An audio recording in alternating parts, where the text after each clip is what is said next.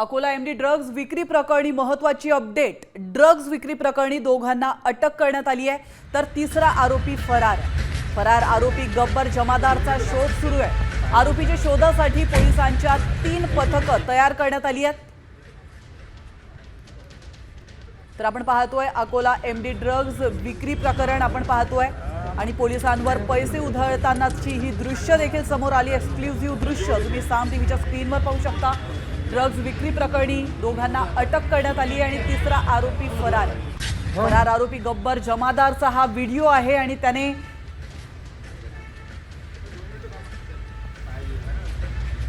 गुन्हा दाखल झालेला आहे।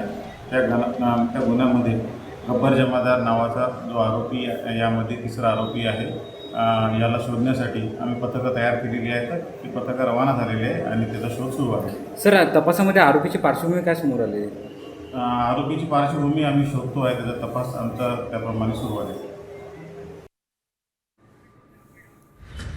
आता isakal.com आहे देशातील नंबर 1 ची मराठी न्यूज वेबसाईट। प्रत्येक अपडेटसाठी isakal.com ला नक्की भेट द्या।